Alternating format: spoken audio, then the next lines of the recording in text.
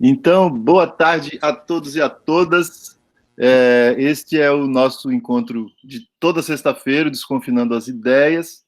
E hoje eu tenho uma grande alegria de apresentar a vocês o meu amigo Josemar de Campos Maciel, que vai conversar com a gente sobre a visão de desenvolvimento na perspectiva dos saberes ancestrais.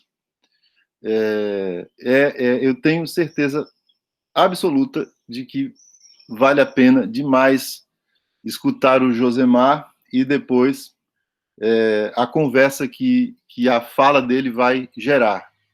Vai ser muito bacana.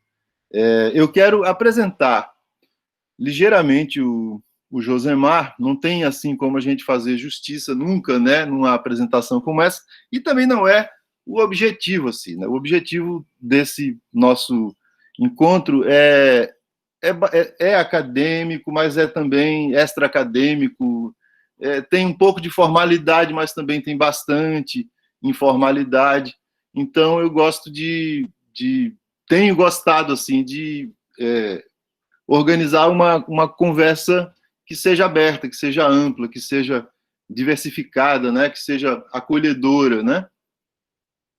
Então, o time que eu escalei, né, para essa primeira edição desse encontro, que é uma proposta que nasceu agora, nesse segundo semestre, né, no meio da pandemia, justamente a minha ideia, a minha intenção é a diversidade, né, a pluralidade de visões, de pessoas dentro que trabalham, né, com pesquisa, né, em geral nas ciências humanas, nas artes, enfim, mas não só na filosofia. Eu venho da filosofia, mas faço questão, assim, sempre de propor um diálogo interdisciplinar, né, enfim, que atravesse várias áreas.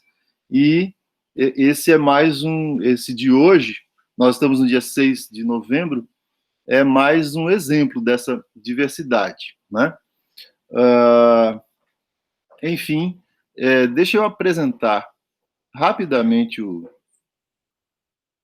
Josemar e já quero passar a palavra para ele, para não perder mais tempo. Então, o Josemar, ele é graduado em Filosofia pelas Faculdades Unidas Católicas do Mato Grosso, em Teologia pela Pontifícia Gregoriana de Roma, mestre em Psicologia pela Católica Dom Bosco, mestre em Teologia Sistemática pela Gregoriana de Roma, doutor em Psicologia pela PUC de Campinas, atualmente professor da Universidade Católica Dom Bosco, do mestrado em Desenvolvimento Local e programa Master em Desenvolvimento Territorial Sustentável, Erasmus Mundus, Erasmus Plus e licenciatura em Filosofia.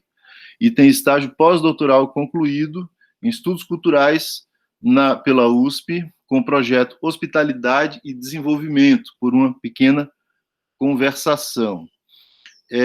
Eu sei que uma rápida, que eu busquei na internet, uma rápida apresentação de Josemar, e quando li a palavra hospitalidade, ela é bastante significativa no encontro com o Josemar, porque uma das falas que eu fiz lá em 2018, quando conheci o Josemar, né, eu estava conversando aqui no início,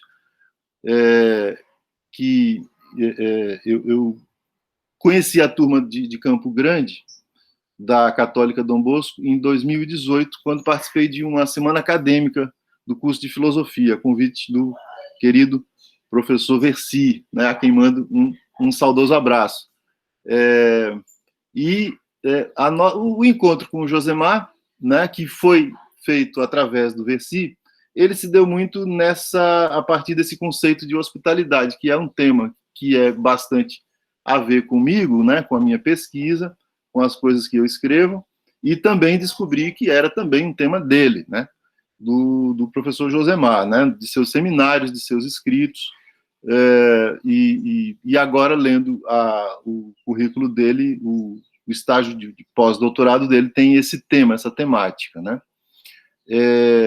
E aí fizemos um programa de rádio, lembra, Josemar? Que apresentava a semana acadêmica, enfim, era dentro do quadro da semana acadêmica, e fomos lá na rádio da universidade, fizemos uma conversa, eu e ele, e falamos bastante sobre esse tema. Então, um pouco assim nesse clima de hospitalidade, de acolhimento à distância.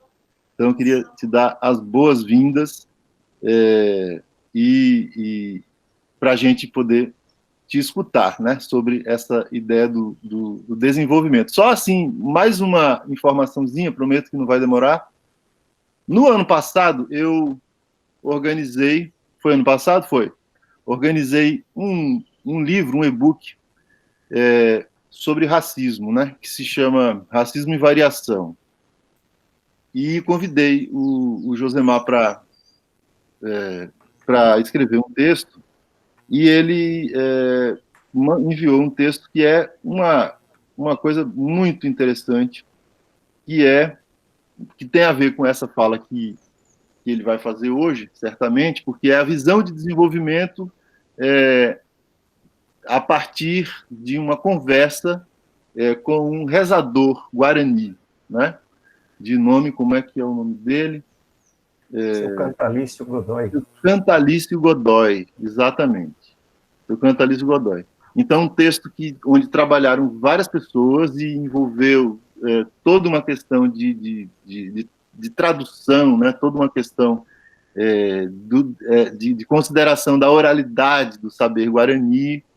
E, enfim, tem muita coisa que eu não quero nem gastar tempo aqui, porque eu sei que o Josemar vai nos brindar com várias dessas coisas interessantes que fazem parte de seus interesses, de seus estudos.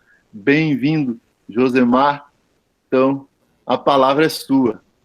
Opa! Bom, eu fico assim, fiquei desde o começo, né, bastante honrado com esse convite, né, porque esse trabalho que a gente está fazendo, né, não sou só eu, mas tem um grupo fazendo, porque quando a gente está sob ataque, a gente se junta, né, para sobreviver. Então, a gente está fazendo um trabalho meio comunitário, talvez um pouco até caótico, né, e aí começam a aparecer alguns brotos, né. Tem gente que faz uma conversa com a literatura, né, agora professor da Universidade de Roraima, tem gente lá na Foz do Iguaçu e tem toda a minha equipe em Campo Grande, né? Aqui a Sumaio, o Davi, o Leandro, todo mundo passou, está lá dentro ainda, mas a grande questão aqui é pensar filosoficamente, né? Ou sei lá, criptofilosoficamente, pensar de uma forma racional, mas a nossa realidade, mas pensar de uma forma gostosa, de uma forma sentida, de uma forma incorporada, né, e levando muito a sério as questões da nossa realidade, né.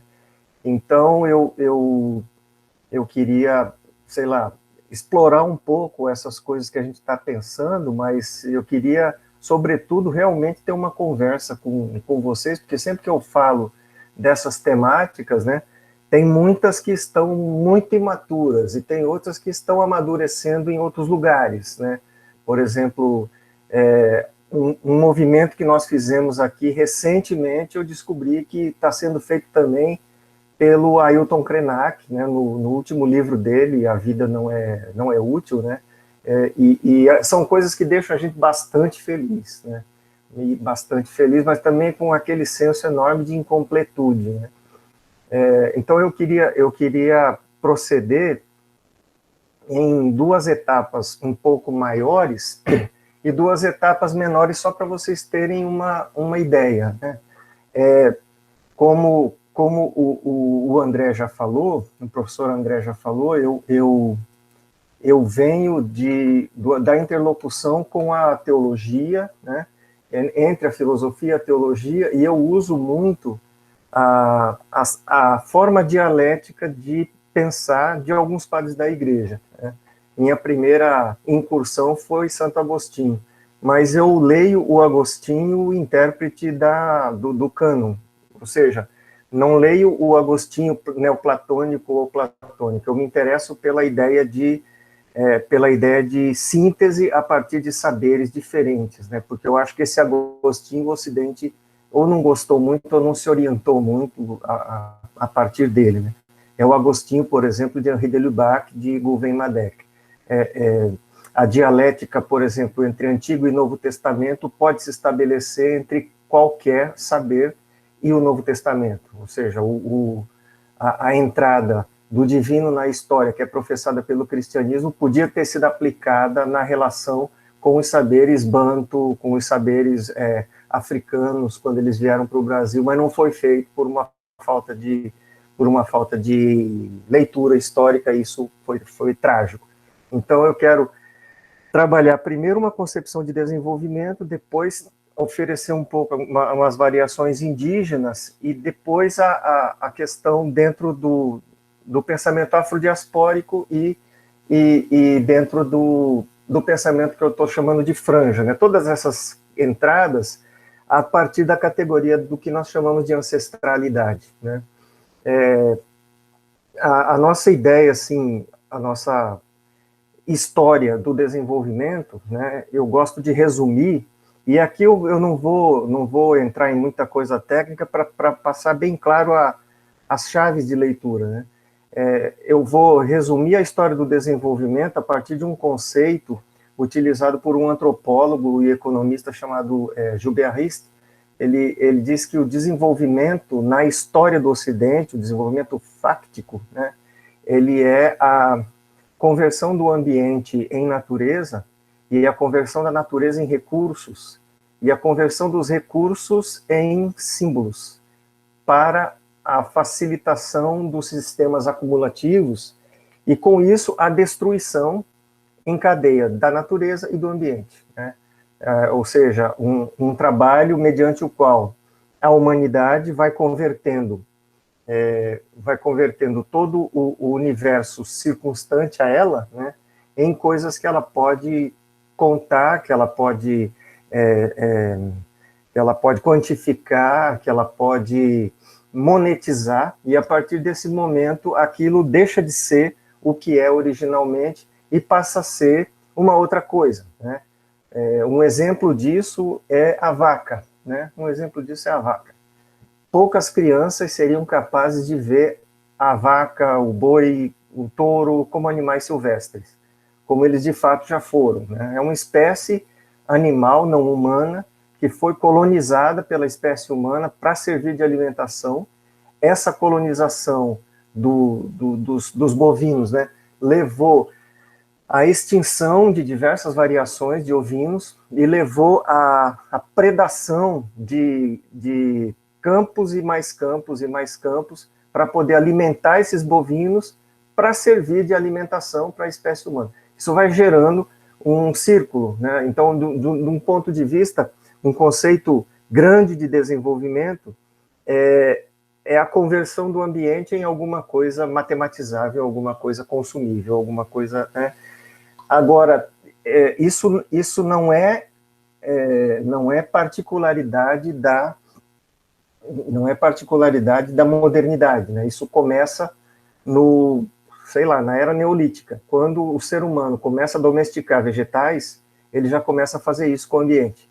Então, a partir do momento em que o ser humano, o Homo sapiens, né, ele consegue plantar e colher arroz na Ásia, trigo, batata na Europa, na América Latina, mandioca, milho, né, nas regiões andinas, ele começa a criar uma abertura dentro do ambiente natural dele e começa a transformar aquele ambiente em alguma coisa que ele possa manipular. Com isso, ele se transforma em um animal sedentário, né, e com isso ele vem com todos os elementos de civilização, etc., que nós bem conhecemos. Agora, a grande questão é que Gente, tem uma coisa aqui que eu tenho que fazer, só um momentinho.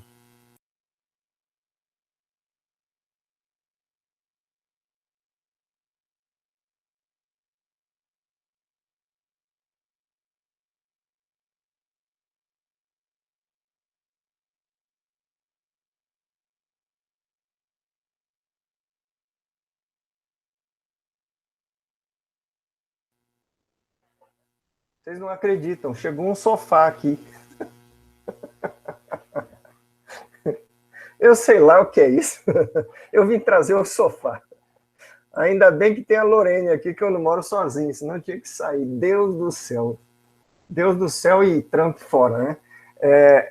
Bom, basicamente, eu parto de um conceito bem empírico de desenvolvimento como sendo um movimento de conversão, né?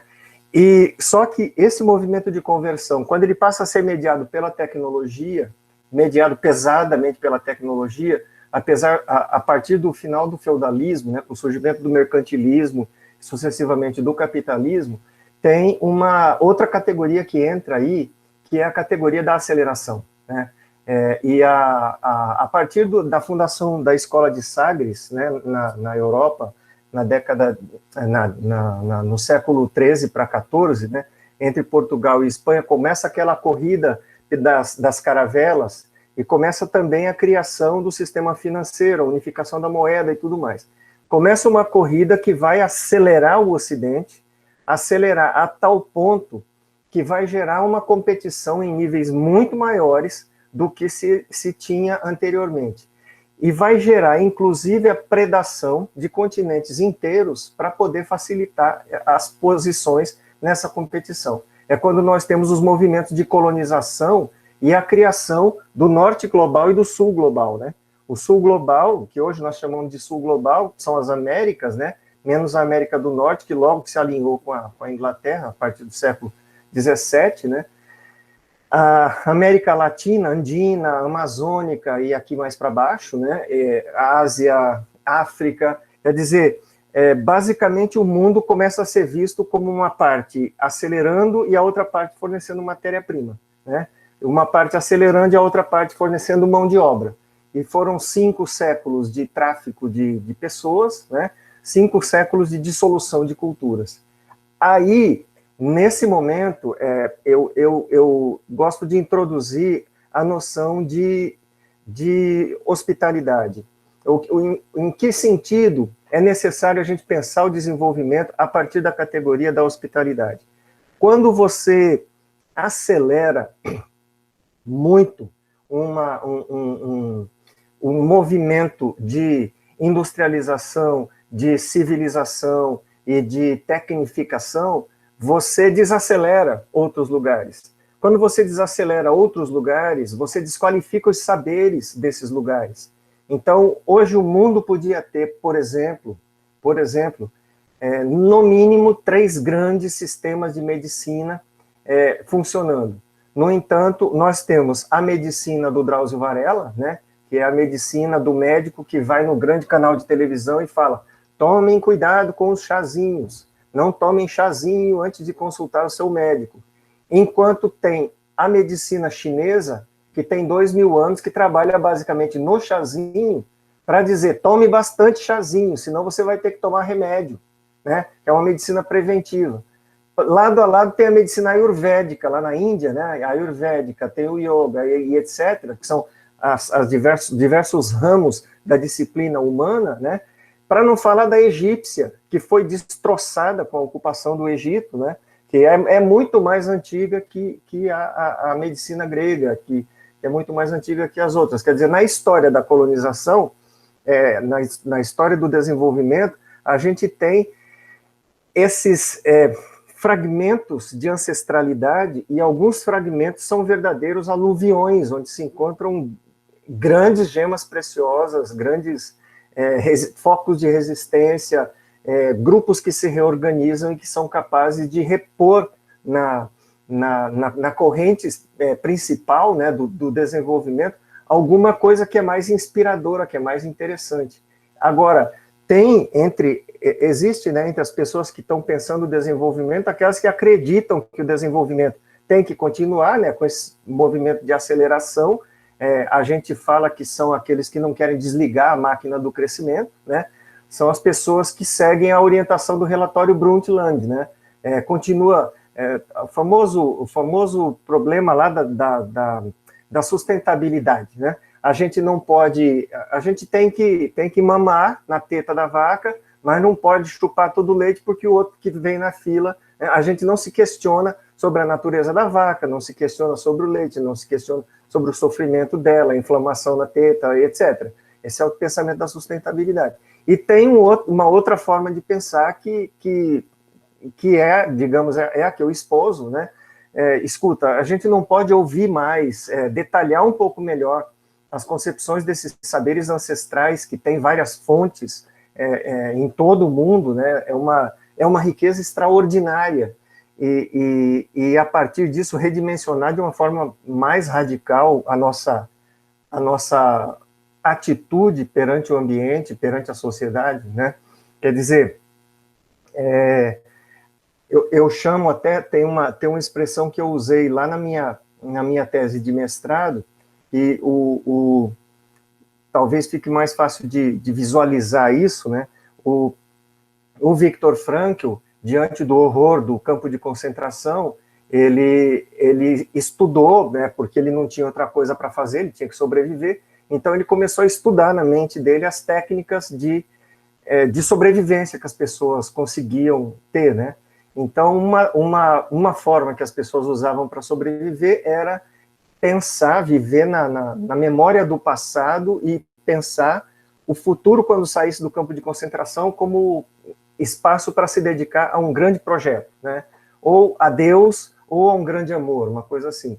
E aí eu introduzi a ideia de reliquia humanitatis, ou seja, a humanidade, mesmo depois de vulnerada, depois de abusada, depois de maltratada, sempre fica alguma coisa que alimenta a memória, que alimenta a saúde, que alimenta a possibilidade de sobreviver, né? Paradoxalmente, isso depois eu vim conversando com especialistas nas populações afrodiaspóricas, é uma estratégia que os africanos, né, os afro-brasileiros utilizaram depois para cantar e para sobreviver na indústria de cana, né, porque as atrocidades que foram feitas com essas populações são coisas ainda não suficientemente documentadas, né. Então, a grande questão é essa, né, existe um saber, existe uma fonte de conhecimento ancestral que foi excluída, desqualificada, que foi despedaçada de várias formas para favorecer uma visão de mundo mais pragmática, mais unificada, e que, ao mesmo tempo, não é capaz de dar conta de diversos desafios, né? E diversos desafios que hoje estão colocando em xeque praticamente todas as nossas instituições, né? Todas as nossas instituições. O grande desafio atual é a pandemia, né? Que desafia, por exemplo, a nossa capacidade de falar em globalização, né? Todo o discurso da globalização nos anos 70, 80, 90, aí começam as explosões, começam as utilizações da tecnologia para a corrupção do próprio sistema, né? Então, em que se trata, de que se trata este projeto, assim, o projeto grande, né? A ideia é pensar o desenvolvimento a partir de uma posição que é antropofânica, que é a posição que gerou o Homo sapiens, aquele ser aparelhado para dominar o mundo sem destruí-lo, né? E isso implica na inclusão de hóspedes que não estão sendo incluídos e não estão sendo qualificados, estão sendo, pelo contrário, desqualificados, né?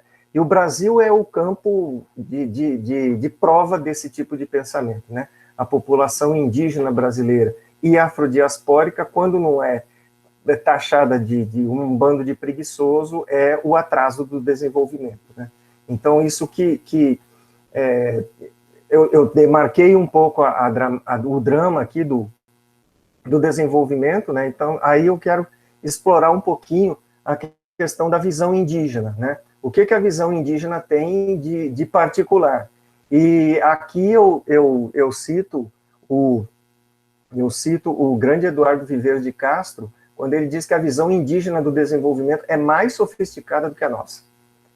Não se trata de voltar para trás. Uma vez me perguntaram, pô, Josemar, então você defende a volta ao Neolítico, né? não é a volta ao neolítico, é a recuperação de ferramentas muito mais leves e muito mais sofisticadas do que as que nós temos para diversas coisas, né? Tanto que, até hoje, cinicamente, nós continuamos a vender artefatos, artesanato, produções, música, instrumentos indígenas como um diferencial de mercado e como se tivesse valor agregado e coisas maravilhosas, e a gente, na hora de repartir as benesses do desenvolvimento, a gente diz, não, isso aqui é atrasado, né? Por exemplo, as técnicas brasileiras de cestaria, né?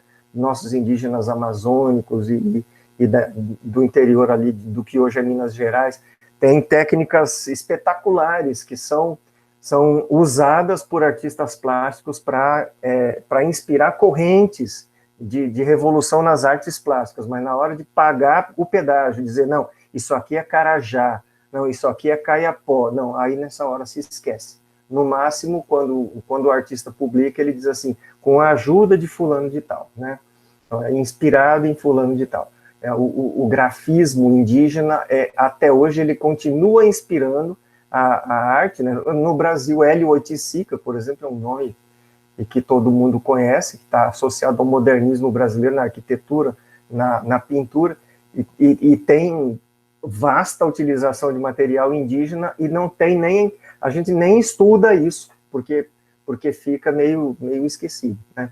Enfim, só tem um problema, né? Para a gente ir atrás dessas vozes do desenvolvimento, a gente tem que fazer algumas maluquices dentro da academia, né? Primeiro, a gente tem que tratar, como eu fiz com o seu Cantalício Godoy, né? Eu tenho que tratar o intelectual indígena que tem uma função numa comunidade de 20 pessoas, eu tenho que tratar como um professor doutor, né? Por quê? Porque ele tem a função de um professor doutor, ele tem a função de um filósofo diante de uma comunidade, porque eles precisam dele para rezar, eles precisam dele para fazer imposição de mãos, para dar conselho em diversos temas da vida, para tomar decisões importantes quando entram questões de advogados e não sei o quê. Então, a primeira questão é que quando é preciso negociar muito com as populações para entender quem são essas autoridades, né? Normalmente são homens, né, mas também tem mulheres. São homens porque as mulheres são muito discretas, né, entre as populações indígenas. Ainda bem que ultimamente tem surgido umas mulheres indígenas muito fortes, né, como inclusive se candidatando e reivindicando bastante espaço, e isso tem enriquecido muito o debate. Mas inclusive antigamente, aqui no Mato Grosso do Sul, para negociar com uma população indígena, o próprio branco não aceitava negociar com a mulher, ele tinha que falar com o cacique, né? Se falasse que tem uma cacica, ia ficar fragilizada a posição dos indígenas. Então, é complicado isso. Mas, em todo caso, uma voz, né, depois que você isola essa voz, você trata ela como se fosse, não uma voz particular, mas uma vocalidade, porque essa pessoa está sempre falando em nome do povo dela, né? Um dos nossos meninos aqui que tá fazendo pós-doutorado na Universidade de Paris, que é o Eloy Terena, né? Eloy Amado, ele é o advogado dos Terena em relação a toda a questão de terras no Brasil, né, da Associação de Indígenas Brasileiras. Ele sempre fala do povo, né, do meu povo, da minha nação, da minha territorialidade, nunca é a individualidade, né? Ele sempre se vê representante de alguma coisa. Eu estou dizendo, esse aqui é o intelectual, né, que a gente consegue ouvir. E tem uma questão que é tradicional, que é muito forte, que a gente pode encontrar como marca, marca ancestral, que é transcendente, né? Eu acho que tem em comum, eu ainda preciso aprofundar isso mesmo, mas os antropólogos são mais ou menos divididos em relação a isso, mas na minha experiência o que eu tenho visto é que o indígena não é antropocêntrico, ele é biocêntrico, ou ecocêntrico, né? ele não se vê, por exemplo, a terra indígena, né? Temos que regularizar a nossa terra indígena, a nossa terra, o nosso povo, o nosso não sei o quê, mas aí você vai falar com ele no varejo, ele não entende a terra como dele. Ele entende a si como da terra. A terra tem corpo, e ele faz parte desse corpo. Então, é uma dificuldade enorme na hora de negociar com a nossa visão de mundo, que nós entendemos uma terra do mesmo jeito que nós entendemos um pedaço de madeira para fazer uma esculturazinha e vender, né? A terra, para a população indígena, ainda representada através de...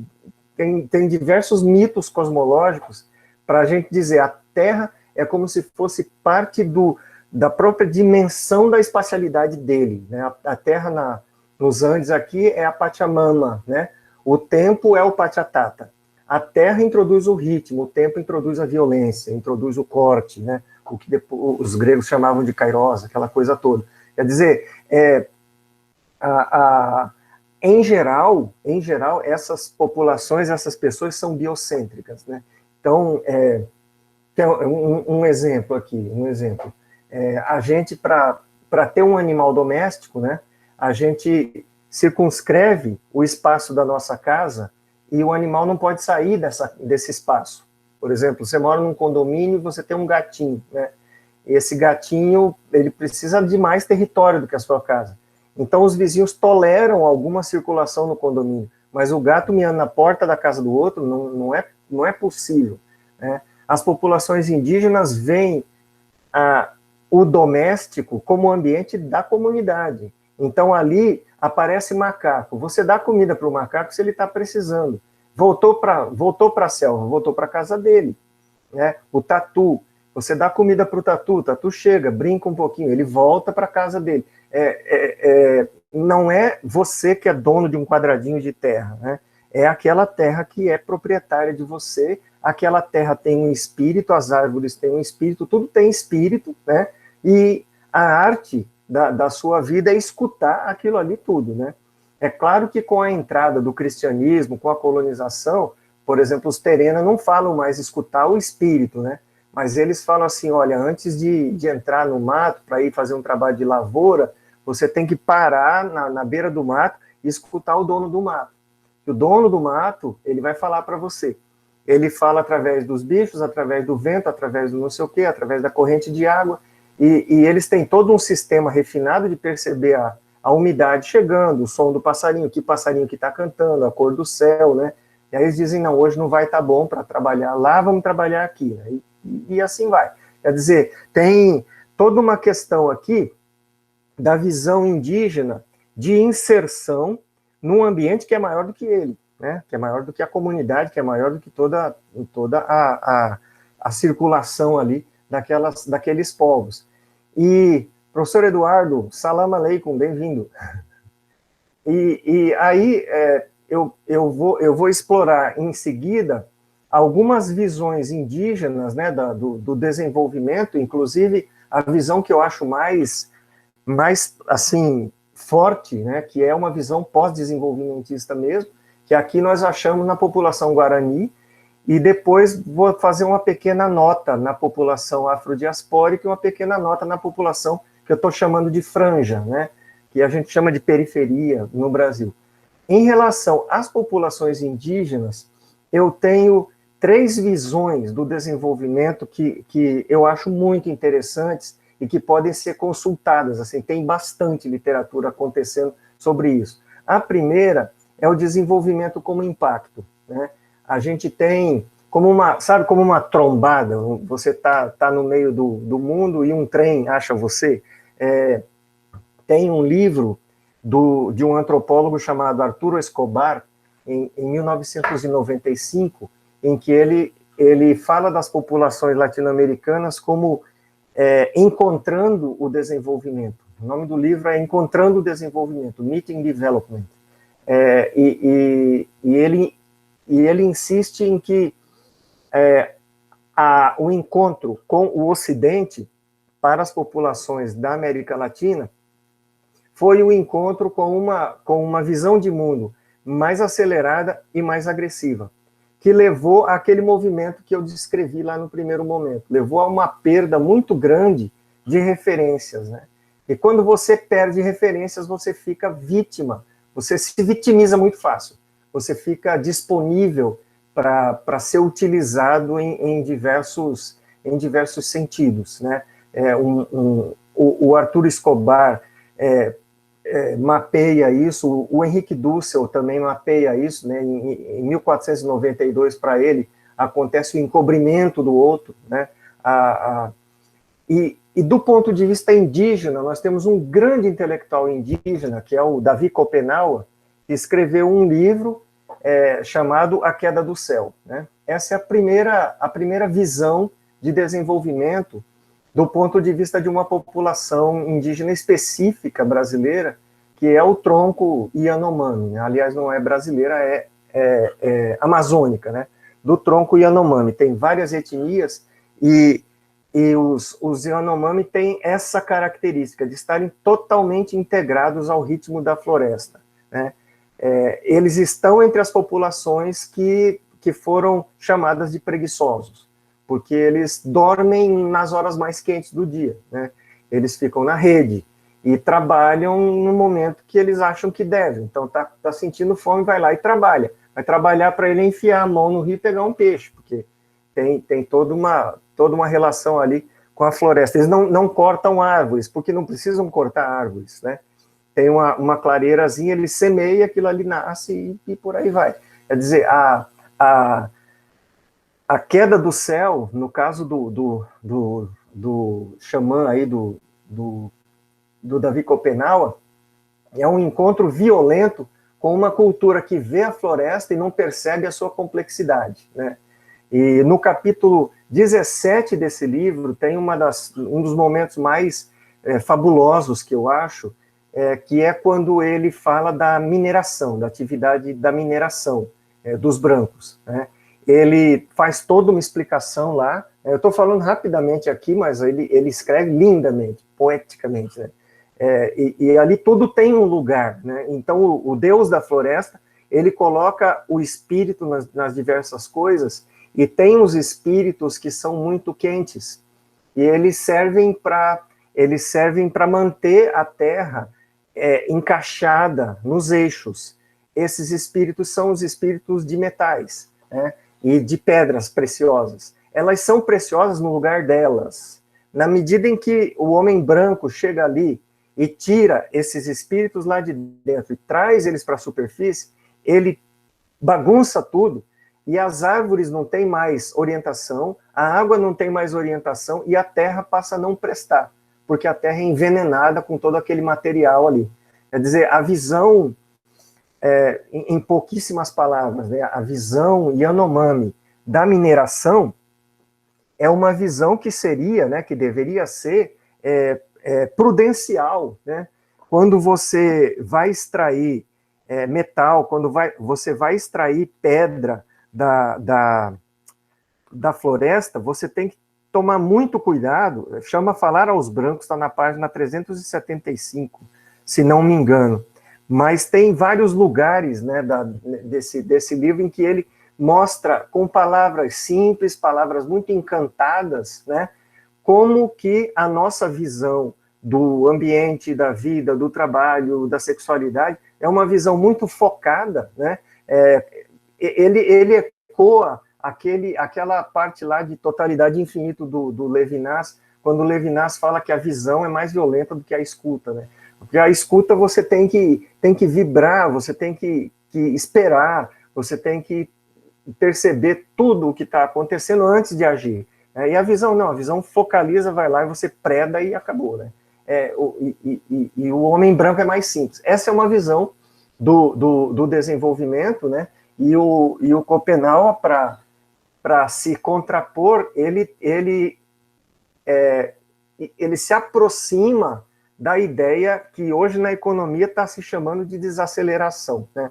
Ou de abundância frugal, né? Por exemplo, tem na França bastante gente que mexe com essa modalidade, né? Aqui no Peru tem o Alberto Acosta, que trabalha com a ideia de bom viver, né? e que se aproxima da ideia de abundância frugal, né? Frear um pouco o movimento de consumo, frear o movimento da obsolescência na indústria, né? Não sei a experiência de vocês, mas depois de um ano, um celular Samsung começa a dar tanto defeito que você é obrigado a trocar, né? E aí, se você conversa com técnicos, os defeitos não são de hardware, são defeitos de software, são defeitos de propósito. Eu dou o exemplo de um defeito. Você não sabe onde estão as coisas que você foi enfiando no celular. Aí você não consegue fazer despejo de memória. Aí o celular entope, aí você não consegue mais usar, né? Quer dizer, isso é para forçar você a manter a indústria funcionando. Mas, por outro lado, o descarte de material tóxico que vai acontecendo na natureza é uma coisa fabulosa, né? Bom, essa é uma visão do desenvolvimento, né? A visão amazônica. Outra visão é aqui do Cerrado, que é uma coisa que eu considero uma obra-prima. A etnia terena sofreu horrores com diversos impactos, né? Um dos impactos mais violentos, vocês vão localizar, foi ao redor dos anos da Guerra do Paraguai. Os terena foram muito usados pelo Exército Brasileiro como batedores, e muitas populações se deslocaram para mais perto do conflito, para ajudar, etc. E quando voltaram, chegaram aqui, as terras deles tinham sido doadas pelo Império a agricultores que vinham do interior de São Paulo, Rio de Janeiro, Minas Gerais, para ocupar o território, para não perder o território para os paraguaios. Aí os terena pacificamente aceitaram ser empregados nas fazendas que eram antigamente territórios deles. Até a década de 70, mais ou menos, 1970. Aí começou um movimento de retomada, quando várias dessas fazendas já estavam parcialmente desertificadas, o governo brasileiro foi lá, indenizou os proprietários e regularizou algumas terras, né? Aqui no Mato Grosso do Sul, mais ou menos 300 pequenos territórios, mais ou menos. Se você olha o mapa do estado hoje, o que tem de floresta é terra indígena terena, terra indígena guarani, terra indígena cadiuel. Um movimento fabuloso que os terena fizeram foi aprender a se tornar agricultores para recuperar esses territórios. Então, aqui no Brasil tem um projeto que é exemplo no mundo inteiro, esse projeto ainda vai ficar muito famoso, chama Projeto GATI, G-A-T-I, gestão territorial, gestão alguma coisa e territorial indígena, né? E um dos líderes desse projeto também foi um orientando meu, que chama Leosmar. Uma coisa que eles trabalham é o mesmo movimento que está sendo feito na Índia pela Vandana Shiva. Não sei se vocês têm presente. A Vandana Shiva, ela enfrenta a privatização da semente através da manipulação genética, defendendo o direito à semente como um bem comum, né? O Leosmar aqui, a comunidade dele, que chama Terra Indígena Mãe do Céu, Mãe de Deus, né? Na aldeia Lagoinha, na grande terra Lagoinha, eles fazem intercâmbio de sementes crioulas. Então, eles estão recuperando sementes nativas com populações de todo o Chaco, de todo o Cerrado, Pantanal, e trocando sementes. O que acontece? Eles estão refazendo um modelo de escola indígena em que não há aquele seccionamento dos saberes, dos conhecimentos, né? Por exemplo, uma disciplina que a criançada tem lá na escola deles é recuperação de nascente. Então vai todo mundo na nascente, aí chama o seu Ailton, que é o rezador mais velho, o seu Ailton conta a história da cobra que tem o arco-íris dentro da barriga, sabe? Dentro da nascente tem uma cobra, chama Voropi. Ela tem o arco-íris dentro da barriga. E ela fica lá embaixo, vigiando tudo. Mas quando tem muito barulho de máquina, tem muita gente sujando, tem muita porcaria sendo jogada na nascente, a Voropi fica triste. Aí ela vai embora. Quando ela vai embora, ela leva o arco-íris junto. E os passarinhos seguem ela. E aí vem o deserto. Então tem que trazer o rezador, ele tem que rezar para a cobra voltar. Aí a cobra volta. Aí eles trazem umas sementes, vão plantando, e vão cavando e tal. E aquilo leva um ano, mais ou menos, a nascente está ali, na verdade, né? Ela está poluída, o processo de desertificação, em alguns casos, pode ser revertido. E assim eles estão recuperando, por exemplo, hoje eles têm 9 tipos de feijão, né? De vez em quando eu ganho feijões deles, eles têm diversos tipos de batata, e vão recuperando assim, né, a riqueza de sementes, que para eles significa soberania alimentar, né, que para eles significa também ter o que trocar, o que vender numa feira, etc, etc, etc.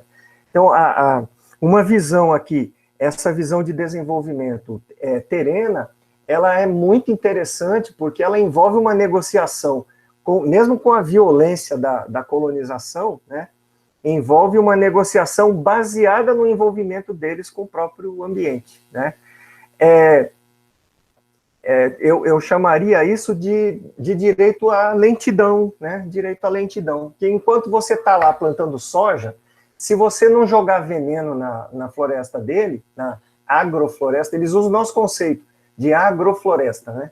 E se você não envenenar a floresta dele, quando você desertificar o seu solo, ele vai ter o que lhe vender, ele vai ter o que lhe fornecer, né?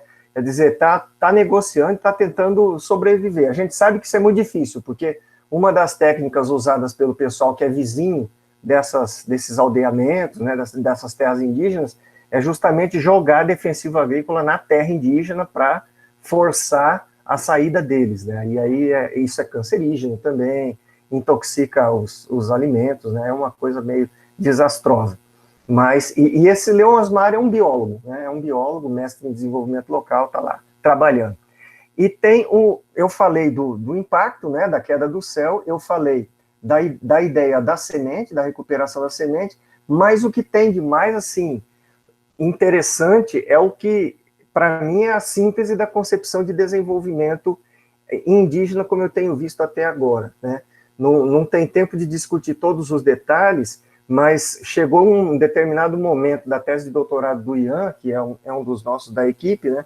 Um dos pajés, um dos intelectuais, chegou e falou para ele, olha, é o seguinte, vamos parar de falar de desenvolvimento, porque desenvolvimento é muito é muito desdém, é muito deixa para lá, é muito separa. Aqui a gente não separa. Vamos falar de envolvimento, porque estar bem para nós é ter as coisas, as novidades, mas vai ficando tudo envolvido, vai ficando tudo junto, vai ficando tudo uma grande celebração, uma grande bagunça, na verdade, né? Que é a visão guarani, né?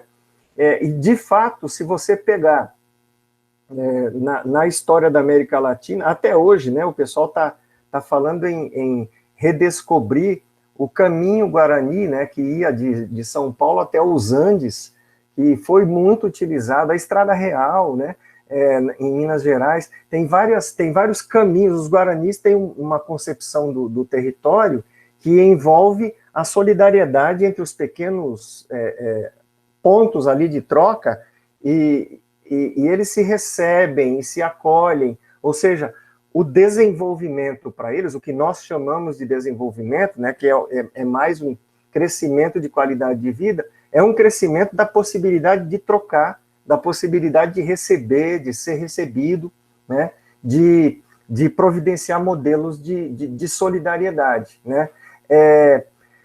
E aí tem uma coisa muito interessante, né, esse rapaz que a gente conversou mais, né, com quem a gente trocou bastante, que chama Ezequiel, que também é um dos nossos coautores, ele faz o mesmo discurso do Ailton Krenak, que não tiveram comunicação, e o Ailton Krenak está na base, por exemplo, da da Constituição de 1988. Né? A Constituição Cidadã estava lá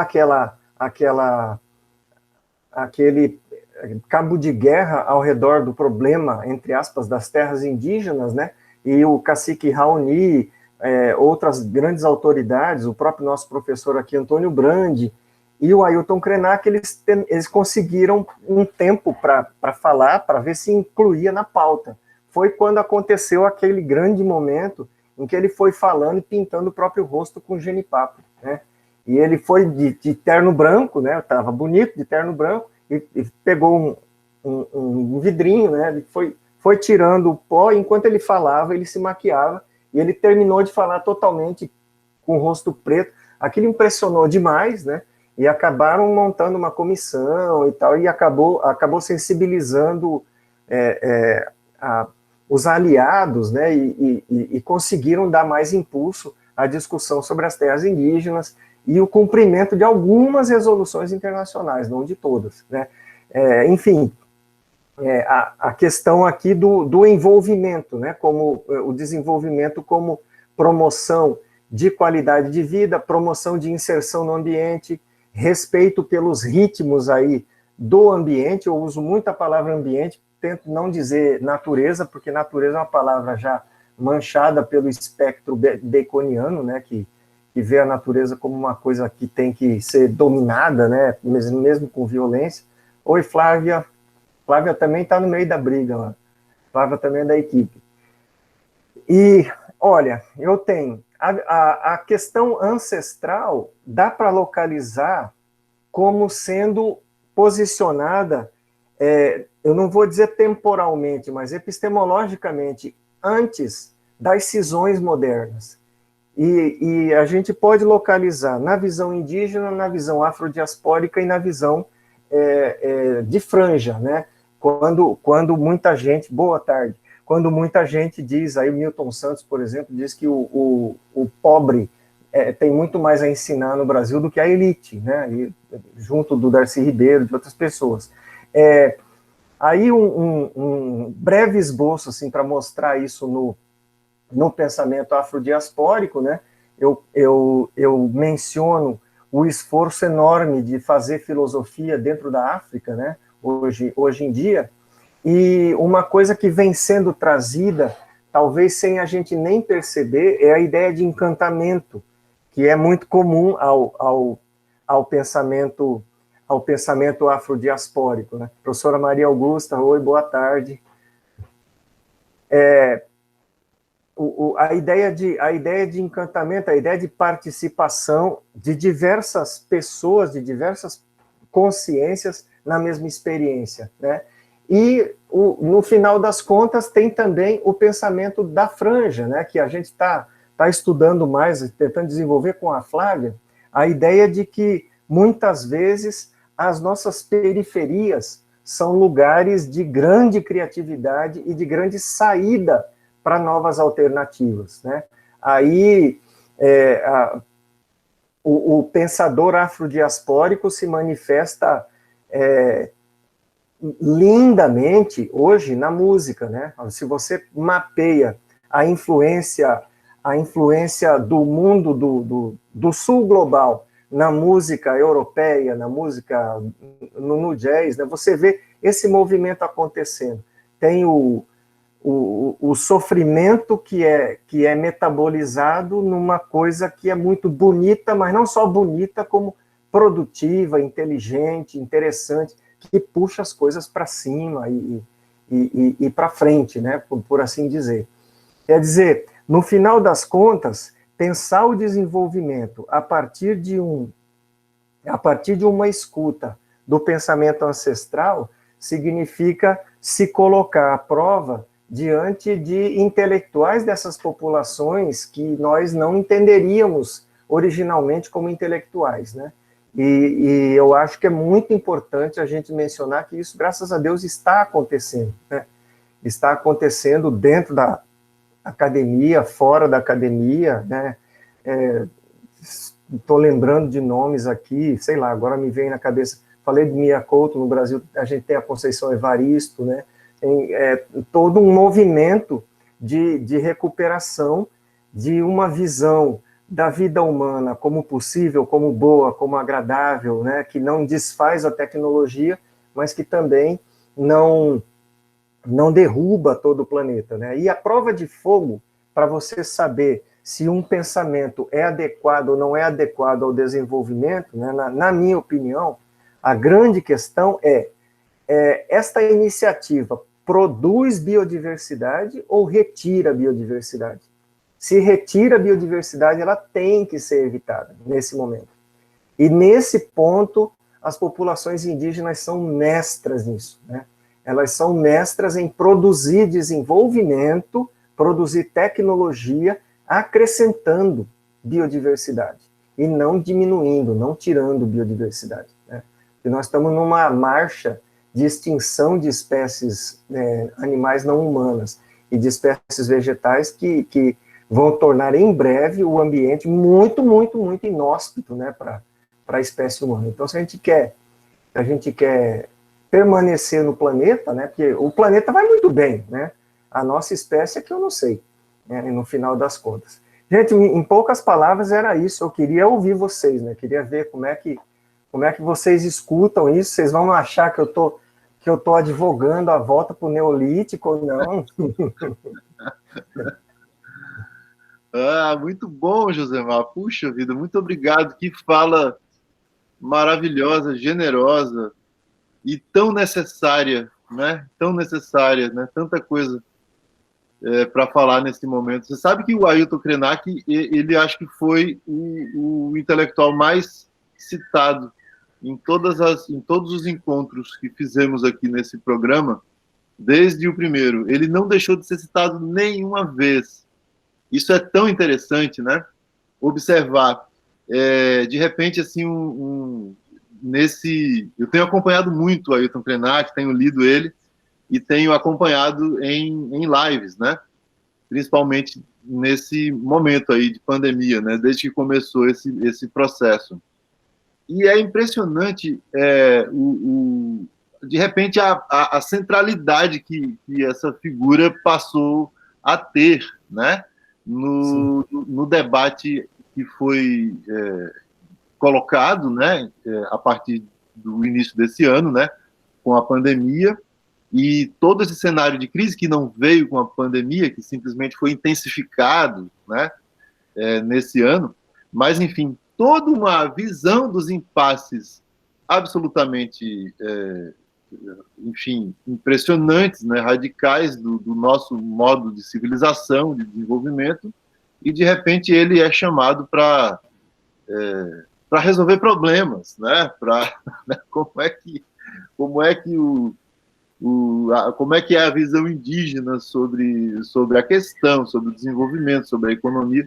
E ele, com aquela generosidade, com aquela simpatia, não sei, eu tenho a impressão de que ele deve recusar muitos convites, porque, né, mas ele aparece praticamente toda semana num programa diferente, em lugares diferentes, se pronunciando, e muitas vezes em conversa com cientistas, né? Eu assisti 2 delas, que foi com o Marcelo Gleiser, que é famoso cosmólogo, né, brasileiro, radicado nos Estados Unidos, e o neurocientista Siddhartha Ribeiro, recentemente, né, conversa sobre a questão dos sonhos, enfim, né, em função do livro que o Siddhartha lançou há pouco tempo, O Oráculo da Noite, se não me engano, né, e tem muita conversa que ele faz com os saberes ancestrais, né, dos indígenas a respeito dessa questão do significado do sonho, né, em certas comunidades, né, e ele se pronunciando como sendo assim, né, pegando aí um pouco o gancho aí da sua fala, né, do desenvolvimento, como sendo assim né, por favor, diga-nos o que fazer, né, o que a gente faz daqui para frente, o que a gente pode esperar do futuro, né? E ele com aquela graça, enfim, né? Muito, muito interessante articular essa conversa com você, Josemar. Tanta coisa que eu, né? Enfim, que eu colhi aí, mas eu não vou tomar, né? Eu quero mais escutar vocês e, enfim, né? Essa ideia você me ensinou, né? As conversas com você sobre a questão do desenvolvimento e o convite que você me fez para avaliar a tese do nosso querido amigo Vitor Hugo, né? Que é uma semana, né? Daqui uma semana. Vamos destruí-lo. Sexta-feira 13, né? Ele brincou com a data, né? Que caiu na sexta-feira 13. Um belíssimo trabalho de doutorado sobre a questão do desenvolvimento, orientado pelo Josemar. Esse convite, né? Eu participei da banca de qualificação e as conversas, tanto com o Vitor quanto com você, me fizeram pensar numa coisa que é tão óbvia, né? É simplesmente observar a palavra, né? Desenvolvimento, né? Desenvolvimento. Eu nunca tinha me dado conta. E desenvolver significa não envolver, né? Você, de alguma maneira, destruir o envolvimento, você superar o envolvimento. Então, que coisa feia que é o desenvolvimento, né? Se a gente observa simplesmente esse processo gradual de hostilidade, né? De não hospitalidade, né? Porque o envolvimento é o estar junto, é o cuidar, é o acolher, e o desenvolvimento é a recusa disso. Em função de quê? Né? Mas aí você trouxe uma série de visões, né, dessas fontes, desses saberes ancestrais, de tecnologias que são absolutamente complexas, necessárias de serem conhecidas, que estão aí à nossa disposição, a depender do que, para a gente simplesmente entrar num espaço de acolhida, de envolvimento, de um novo acordo, né? de novas alianças, para que a gente possa pensar no futuro e dizer, né, com o Krenak, que o amanhã não está à venda, né, como uma das... Né, ele tem ideias incríveis, ideias para adiar o fim do mundo. O amanhã não está à venda. Como é que é aquele do útil? A vida não é útil. A vida não é útil, né?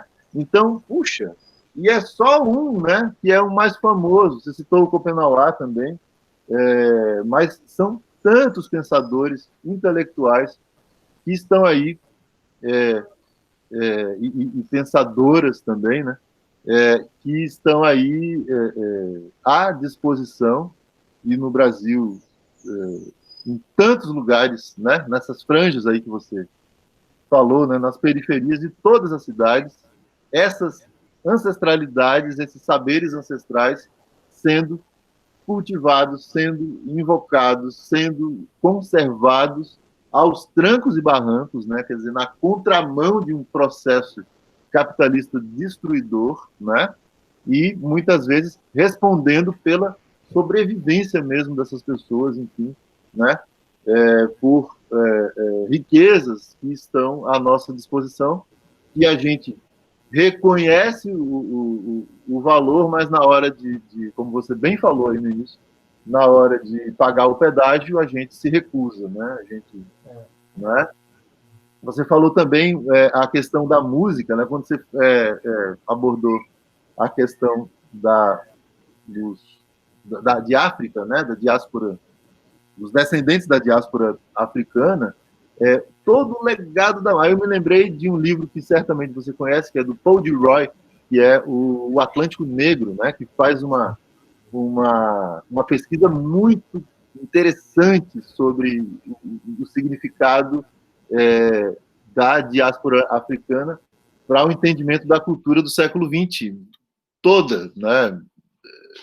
Simplesmente, né? Não tem onde você não tenha que reconhecer, não tenha que pagar o pedágio para esses saberes, né, que significaram aí nesse processo de exploração absurdo, né, civilizatório, formas de sobrevivência, formas de sobrevivência existencial, né? E o Brasil, a riqueza de nossa música, ela se deve basicamente, claro que é uma mistura, mas o que seria da nossa música sem África, né? Sem o reconhecimento desse legado aí, né? Mas só que na hora de falar, né? Francamente, de distribuir honestamente, a gente se recusa. Né? É verdade. Então, me parece que a gente não tem saída, não tem mais saída, senão, humildemente, parar de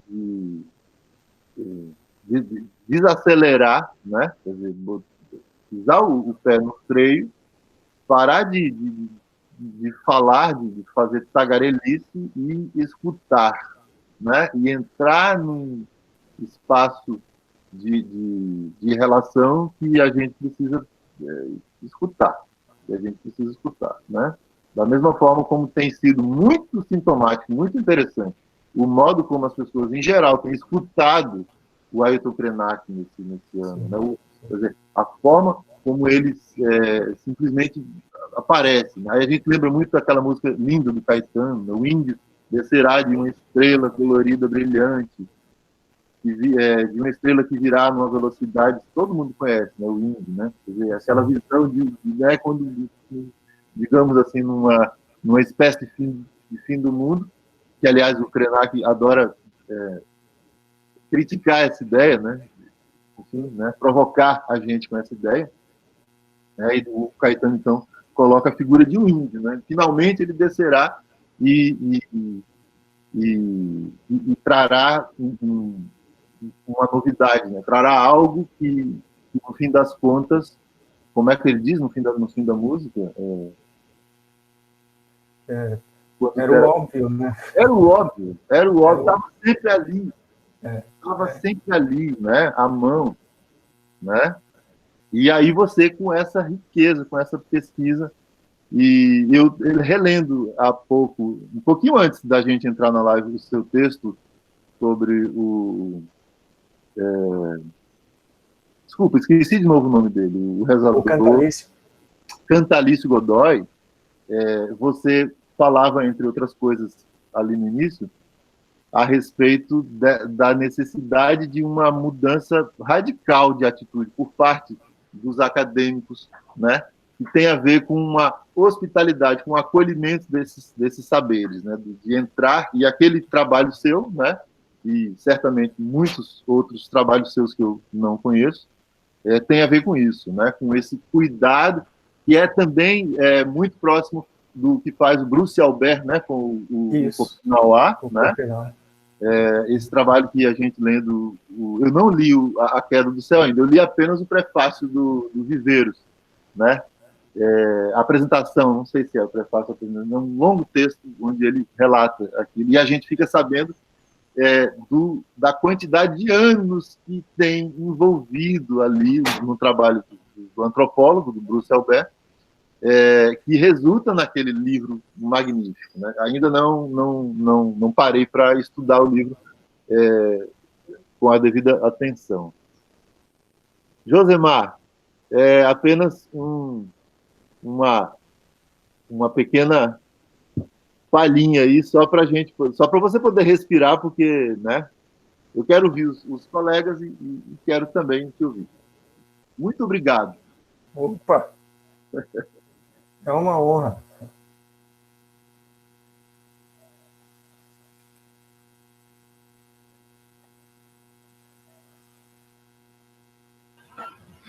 Oi, Josemar. Oi.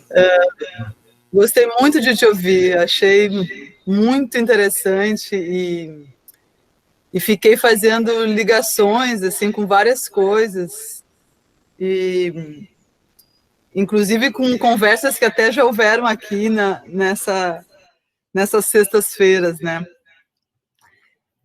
Eu fiquei pensando nessa... Só um pouquinho que eu vou ajeitar o som aqui.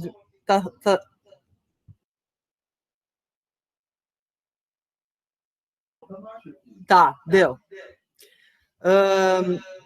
Eu fiquei fazendo uma relação assim, nessa ideia de desenvolvimento com um pouco com esse pedido que a gente faz, né? Mas como fazer algo, como sair desse impasse, como a gente finalmente escutar esses saberes e não só como uma incorporação nova, né? Assim, então agora é essa onda, então, que é o modo como a gente vem fazendo, né? E pensando nisso, eu fiquei tentando fazer uma relação com a ideia de desenvolvimento, que é óbvia, né? Mas, assim, talvez seja uma chave interessante para pensar o que a gente vem concebendo como desenvolvimento humano, né? E eu me refiro exatamente aos saberes que se ocupam disso, né? Então, quando a gente pensa no desenvolvimento, as teorias de desenvolvimento, né? Eu estou pensando assim no próprio âmbito da psicologia, né? Como um saber que endossa uma ideia de desenvolvimento que tem a ver com o desenvolvimento humano na mesma linhagem, né? Quer dizer, você tem que se tornar algo cada vez menos envolvido, né? Num sentido de cada vez mais distante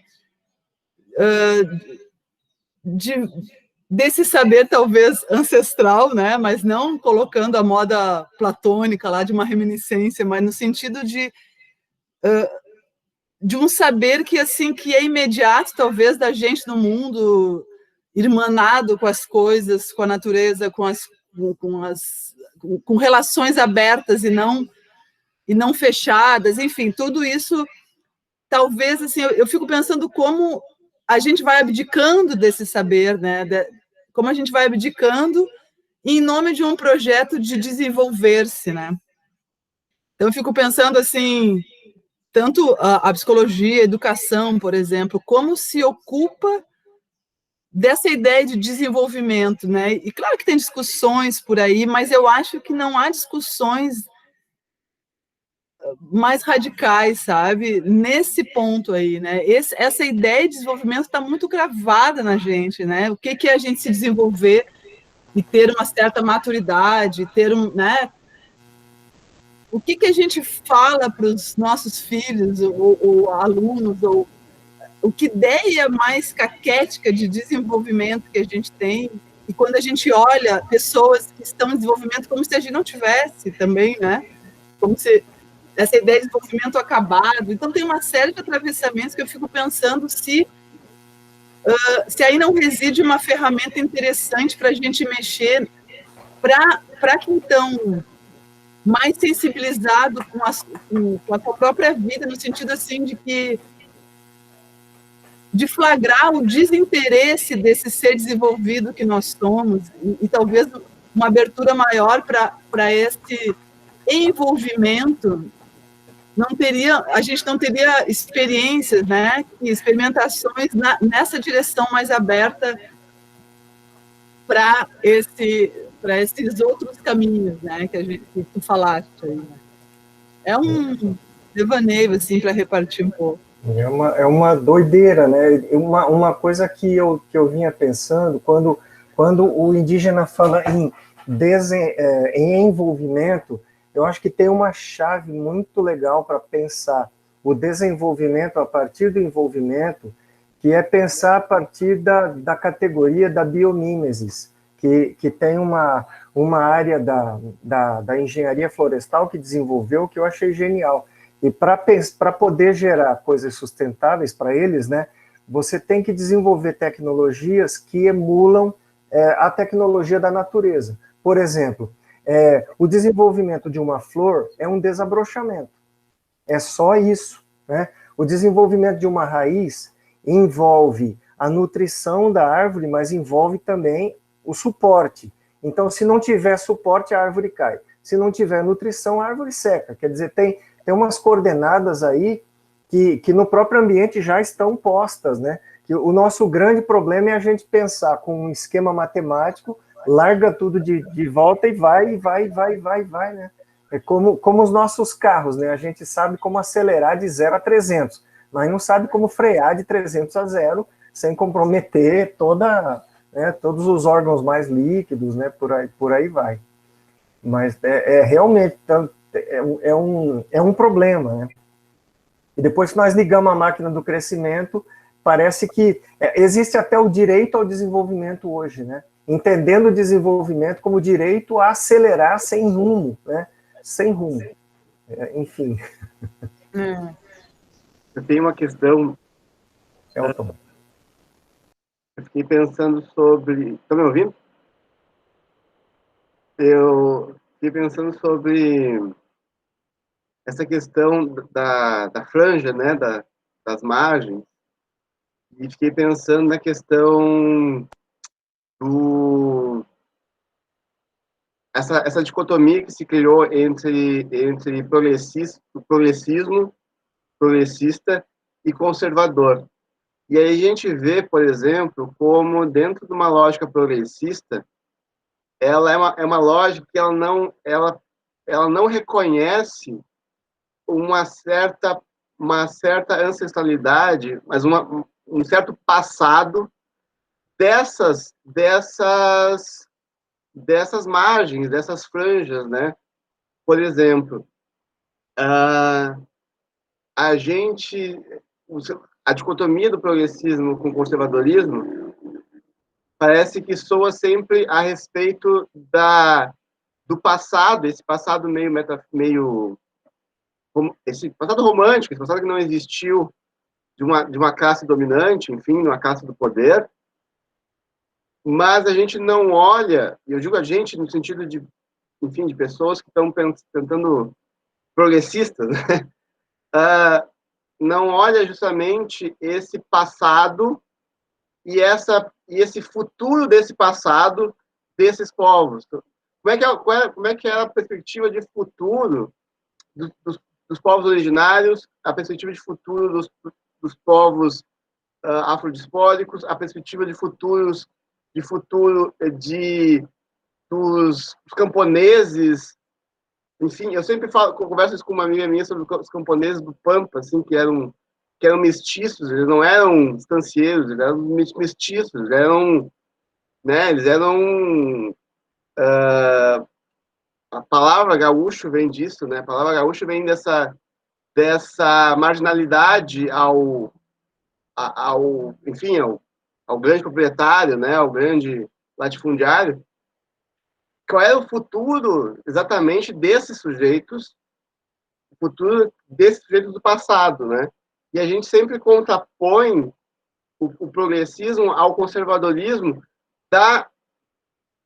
sempre um discurso meio geral de ignorar o passado e ir em direção ao futuro, mas a gente está ignorando o passado do poder, da classe dominante, enfim, de quem sempre teve enfim, sempre teve o poder. E esse futuro desse passado, desse poderoso, enfim, sempre foi o futuro que é esse futuro de desenvolvimento a todo custo, a todo pano, né? Quer dizer, e a gente acaba reproduzindo justamente esse mesmo futuro, esse futuro de, não, ter que construir usina elétrica no meio da Amazônia, ter que, né, enfim, essas questões, assim, que me surgem no sentido de que parece que, ainda para nós, como progressistas, eu digo nós, repetindo, né, mas no sentido do progressismo, como progressismo, olhando sempre esse futuro a qualquer custo, e ignora justamente essa bagagem, que é a bagagem dessas populações que foram ignoradas, esquecidas, marginalizadas, e, enfim, ao longo do tempo. Se puder falar um pouco sobre isso. Então, nós precisamos ver como é que está. Uma coisa que a gente tem dificuldade de... um assunto que eu tenho particularmente dificuldade de pôr em pauta quando eu estudo com os meus colegas do desenvolvimento é a filosofia da história, né? Porque a visão da história como uma decolagem linear e ascendente é uma visão que não tem nenhuma comprovação científica. Tanto que tem um grande gap em todas as ciências, né?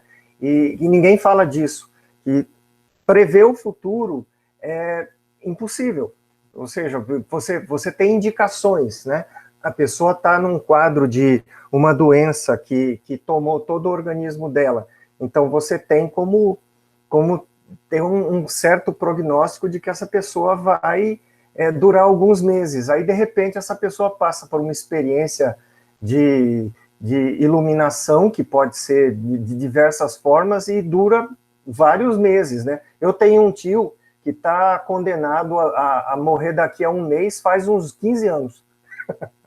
Ele encontrou uma figura lá em Cuiabá, chamada Padre Renato, não sei se vocês já ouviram falar, é um jesuíta, que fez umas dietas doidas com ervas lá com ele, e ninguém explica como que ele digere alimentos. Ele passou por um câncer devastador e perdeu praticamente todo o intestino, mas ninguém explica como que ele está vivo, só que ele está vivo, né? E tem casos assim, né? Então pensa o cientista que faz essa previsão. Parece que nós temos esse mundo metafísico hegeliano, né, ou agostiniano, né? Tem o tempo do Pai, o tempo do Filho, o tempo do Espírito Santo, e o mundo está se expandindo em direção a um futuro maravilhoso. Isso não é demonstrável.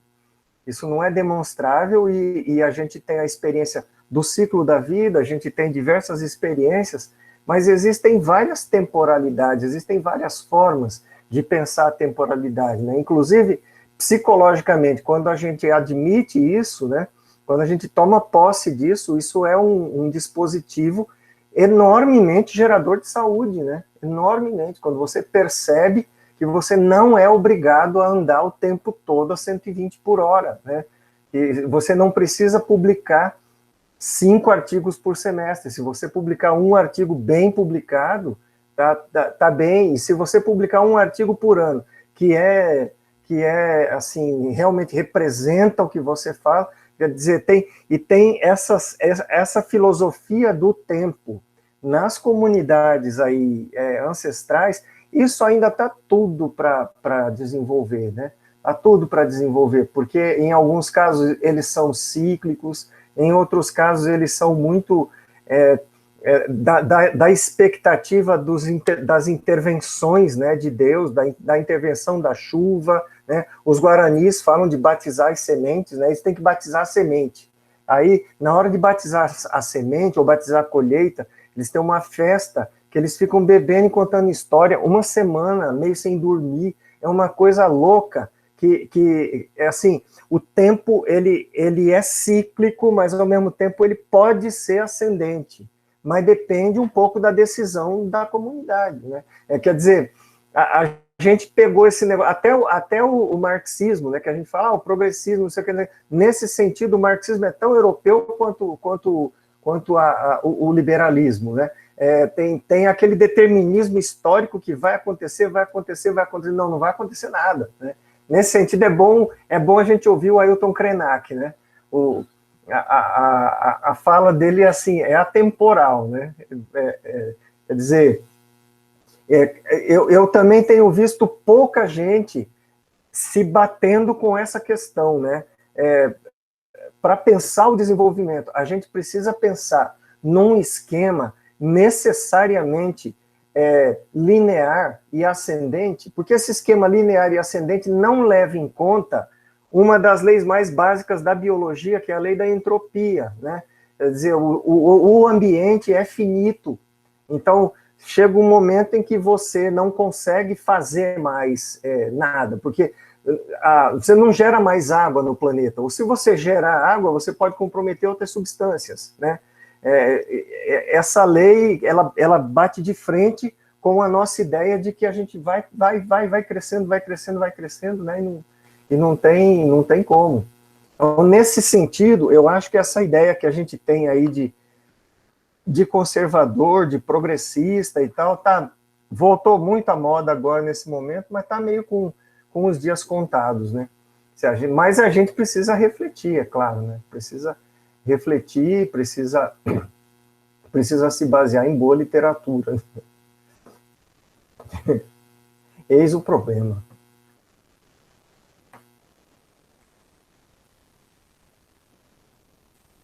Enquanto o pessoal vai se preparando aí para falar, fazer uma pergunta bem rápida, Josemar. Como que é? Porque você está num programa de pesquisa, né?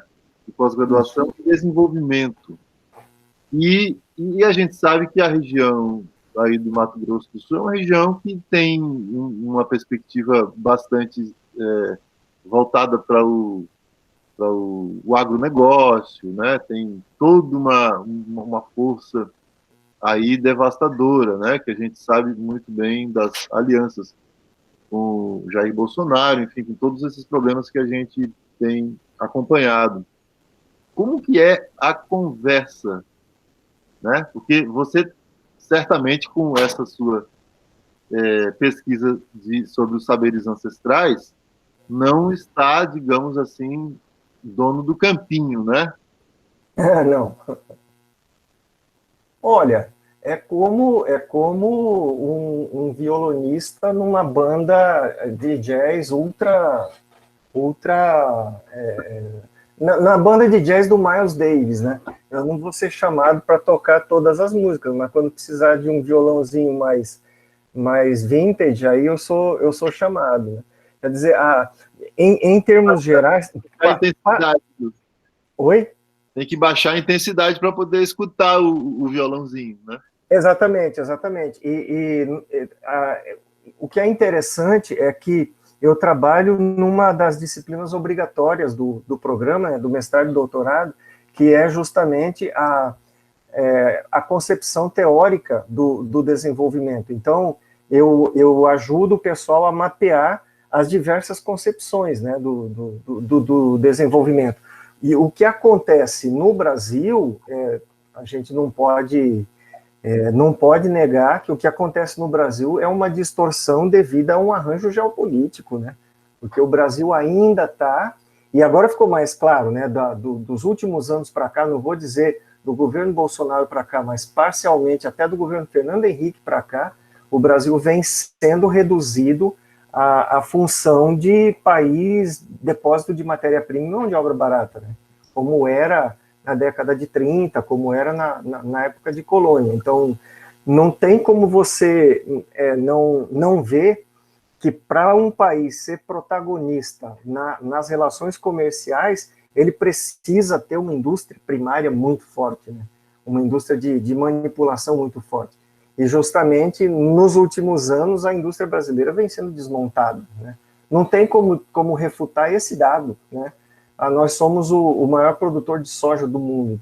Tá, mas a gente produz soja para outros países produzirem produtos mais manipulados e mais caros. A gente produz café para depois comprar o café manipulado da Alemanha. A gente produz aço para depois importar os automóveis da Europa, né? Do ponto de vista do desenvolvimento ortodoxo, isso já é um problema, né? Agora, ainda mais do ponto de vista do impacto ambiental, né? E esse modelo de desenvolvimento já é ruim. Então, a gente vamos dizer assim, se já é um lixo, a gente está embaixo da lixeira, né? Quer dizer, isso eu tenho que trabalhar com dados, né? Com dados muito, muito claros. Professor Antônio Garcia chegando. Bem-vindo. É importante você dizer que isso não é uma questão que vem porque agora ficou fácil a gente fazer a crítica de tudo isso aí falando do Bolsonaro, né? Mas você fala, vem de Fernando Henrique, quer dizer, vem de que já tem décadas aí, né? Sim. Como tendência, né? Essa tal de ideia de commodity, né? O conceito da ideia Exato. Nós somos os vendedores de commodities para a China, para os Estados Unidos, né? Para os países que têm indústria bem mais desenvolvida e que sabem muito bem o que fazer com os produtos primários aqui que a gente explora, né? Exatamente.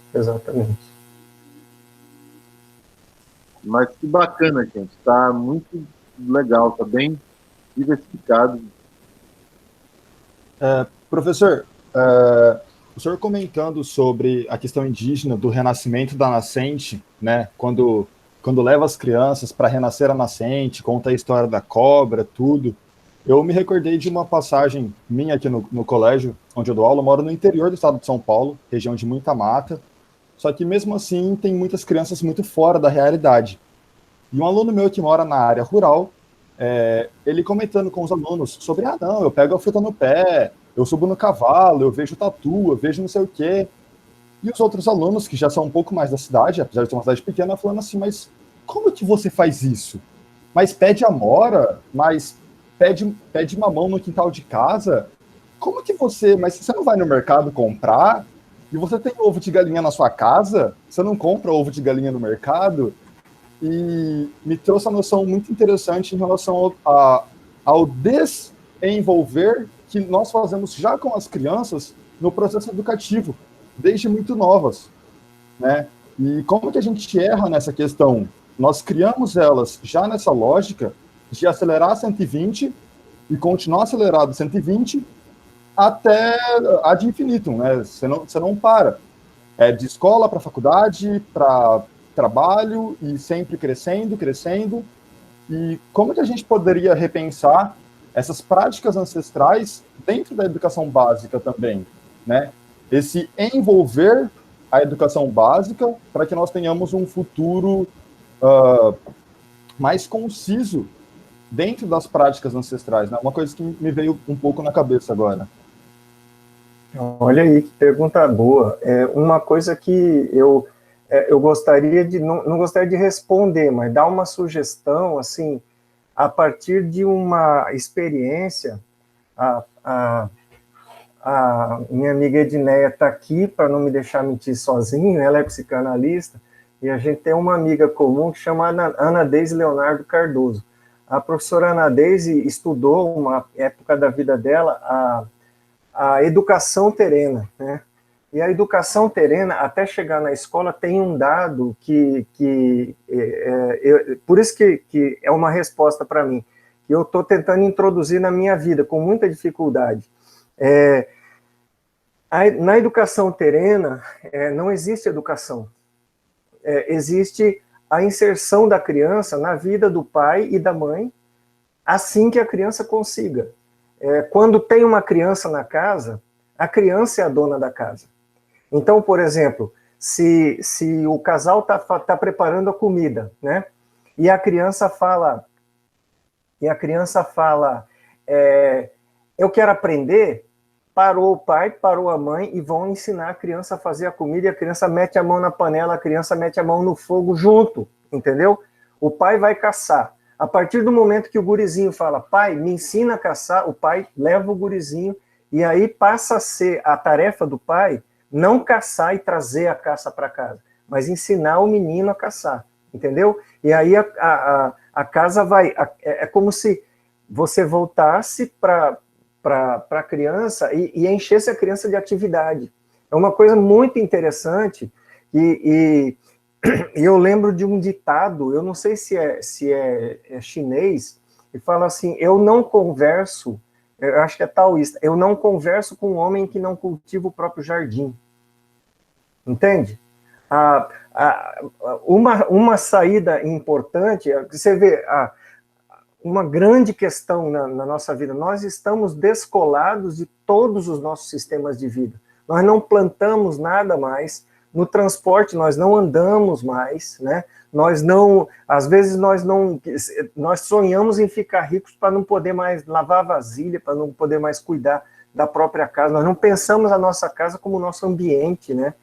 Deixar o ambiente bonito. Eu acho que aí é o mínimo que a gente pode ter para começar, né? E é claro que tem outras questões de grande monta aí, né? Tem presença do Estado, valorização do professor, qualidade do ensino, etc, etc, etc. Mas o que pode ser feito assim, desde o começo, que a gente muitas vezes não faz, é escutar, né? Escutar o próprio ambiente, escutar o próprio filho, ver o que de bom que está acontecendo ao redor da gente e se associar, né? Isso eu estou pensando a partir das comunidades, né? Porque, para começo de conversa, um índio chama o outro de parente, né? Eles se chamam de parente. Porque se em algumas comunidades, se o filho do meu amigo está doente, o meu filho está doente, né? Quer dizer, eu tenho uma preocupação e tento me envolver com aquilo ali, né? Por isso a ideia do envolvimento, né? Se vamos subir todo mundo junto. Se alguém não sobe, esse alguém pode sabotar o processo de todo mundo. É muito simples, né? E muito óbvio. A Branca saiu. Obrigado, Branca.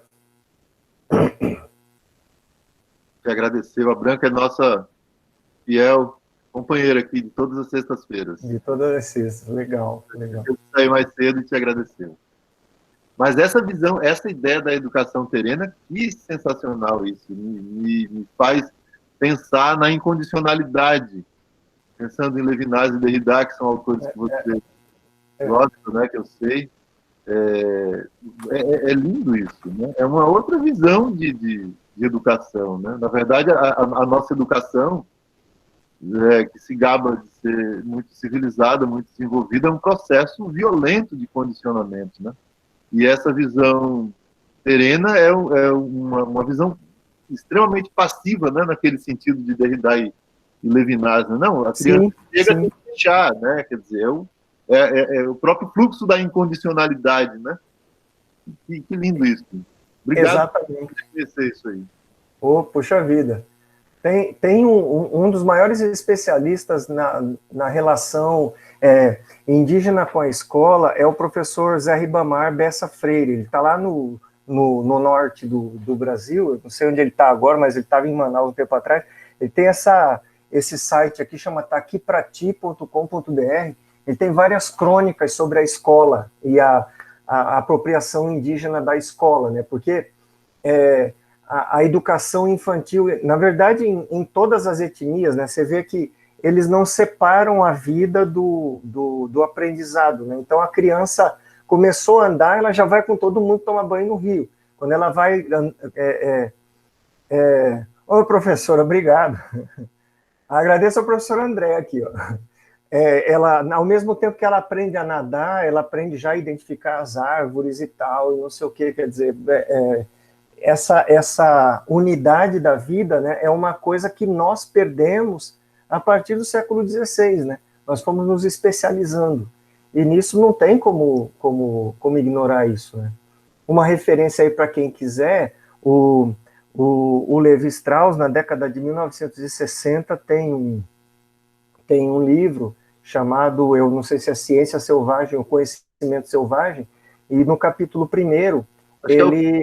Selvagem, o pensamento selvagem. Ele, no capítulo 1º, ele compara a ciência dos indígenas que ele conheceu no Brasil com a ciência de um europeu típico. E aí ele falou assim, se eu for comparar o léxico que um indígena típico tem na cabeça com o léxico que um europeu médio tem na cabeça, nós passamos vergonha. Porque o que nós sabemos, sem foco nenhum, né, de um pouco de tecnologia, um pouco de ambiente doméstico, um pouco de transporte, um pouco de medicina, o indígena tem tudo sobre planta. O saber botânico que o indígena tem, ele é de humilhar qualquer europeu, e isso a gente não leva em conta, né? Depois ele retoma isso nos tristes trópicos e tal, quer dizer, são populações sofisticadas que a gente artificialmente colocou como se fosse de um passado, né? E tem muito que aprender com esses povos, né? Com essas figuras intelectuais, né? E tudo mais. Ainda bem que eles estão descendo a ripa na literatura agora, né? Estão aparecendo, e isso é bom. Exatamente. É um momento de decolonização. Você gosta bastante, né, dessa perspectiva, né, de pensamento decolonial. Me parece que é isso que está acontecendo, né, José Márcio? Né? Esse boom de livros de pensadores indígenas, de pensadores como é que se chama? Afrodiaspóricos, né?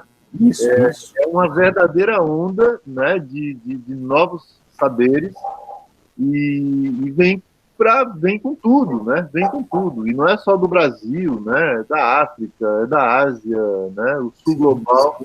Então, acho que é um momento interessante, né? Apesar de toda a devastação aí que a gente está vendo, de saberes, enfim, né?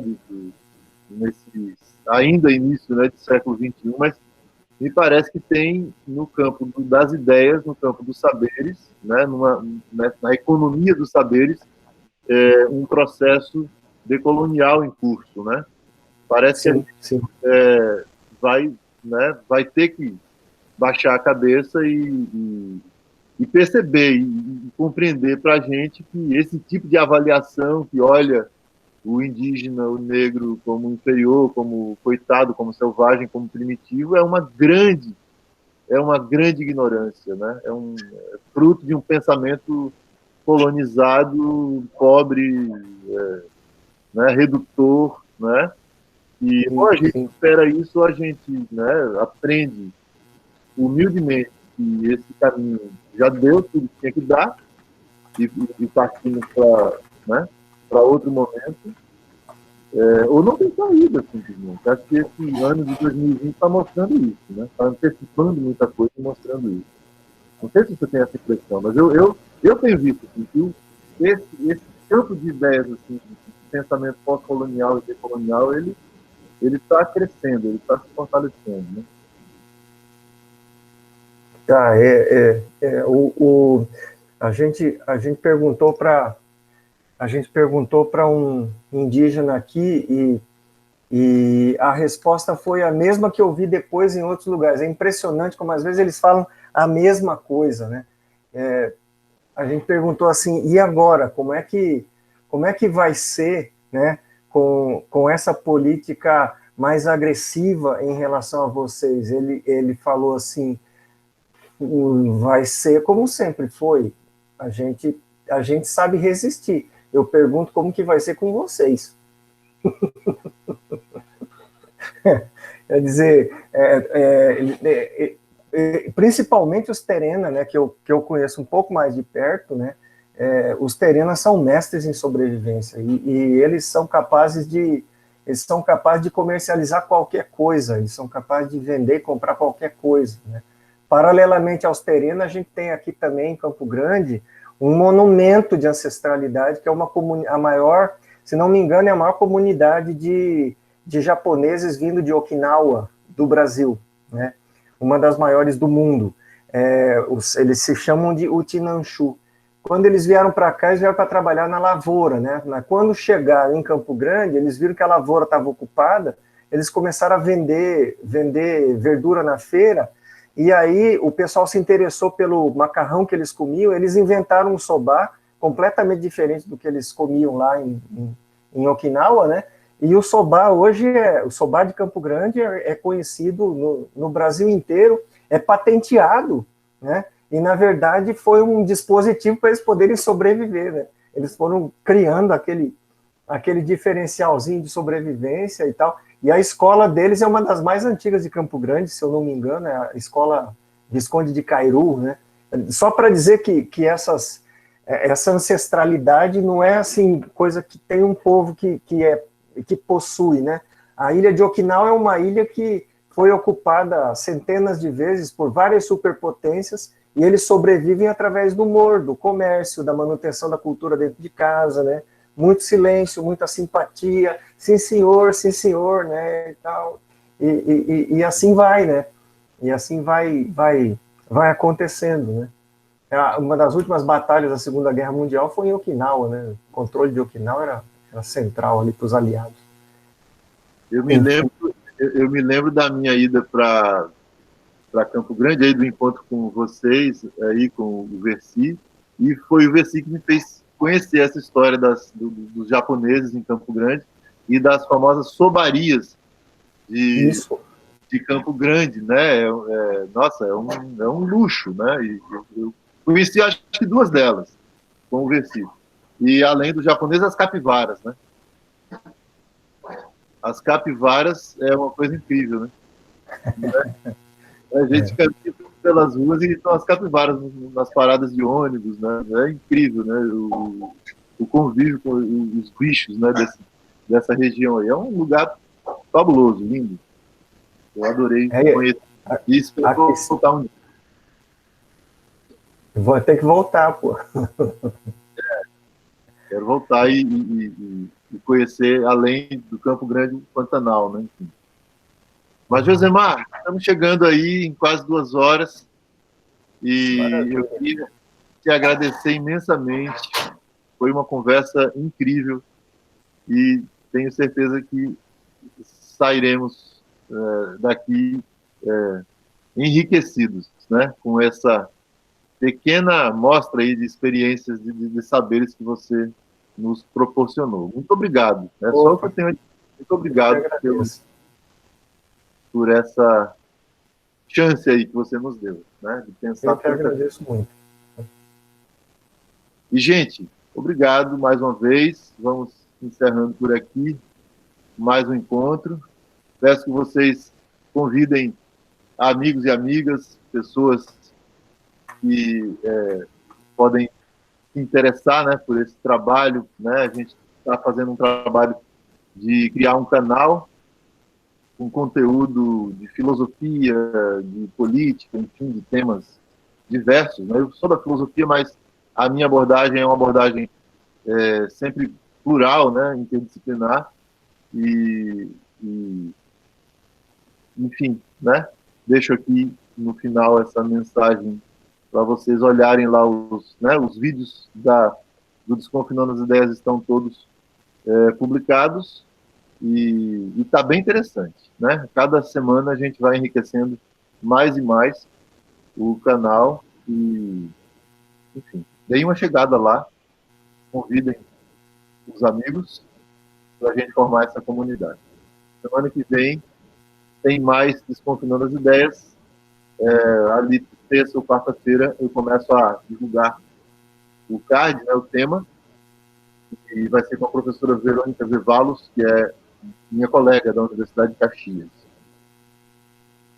Muito obrigado, bom fim de semana para vocês, bem. Bom fim de semana. E a gente se encontra no dia 13, né, Josemar, na banca do Vitor. Isso, se Deus quiser.